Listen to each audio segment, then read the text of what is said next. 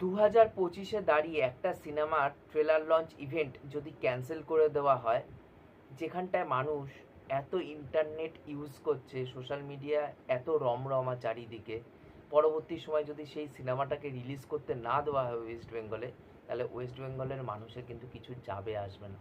তার একটাই কারণ, একটা সিনেমা রিলিজের কিছু ঘন্টা পর কিন্তু সেই সিনেমাটা পাইরেটেড সাইটে অ্যাভেলেবেল হয়ে যায়, বা পরবর্তীকালে ওটিটিতে আসলে মানুষ কিন্তু ওটিটির মাধ্যমেও সিনেমাটা দেখে নিতে পারবে। যে এটা এমন নয় যে এটা 1960 বা 70 সাল, যে একটা সিনেমা একটা স্টেটে ব্যান করে দেওয়া হয়েছে বলে মানুষ সেই সিনেমাটাকে আর দেখতে পাবে না।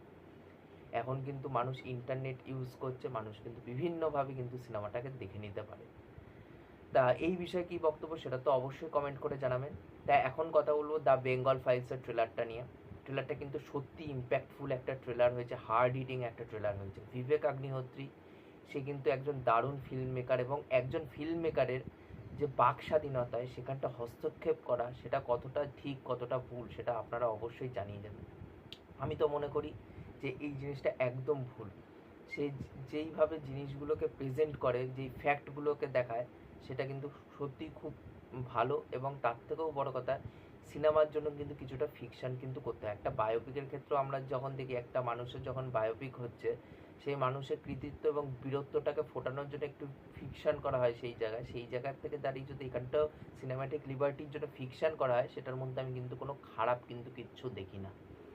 এবং এখানটায় যেইভাবে দেখানো হচ্ছে, এরা রিক্রিয়েশন করে 1946 সালের পুরো কলকাতা শহরটা, এবং কলকাতা শহরটা পুরো জ্বলছে, এবং রক্তে লেখা যে ইতিহাসটা, তার মধ্যে গোপাল পাঠার যে কৃতিত্ব, সেটা কিন্তু মানুষের ভুলে গেলে কিন্তু হবে না।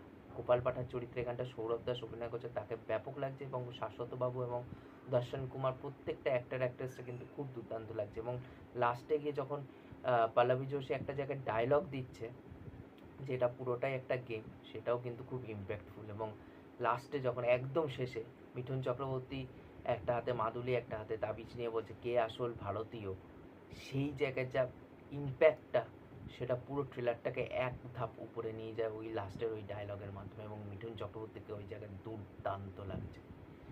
তাই আমি সিনেমাটা দেখার জন্য অধীর আগ্রহে বসে রইলাম। জানি না এই স্টেটে এই সিনেমাটা ব্যান করে দেওয়া হবে কি হবে না। তা আপনাদের এই ট্রেলার দেখে কী মতামত সেটা তো অবশ্যই নিচে কমেন্ট করে জানিয়ে যাবেন।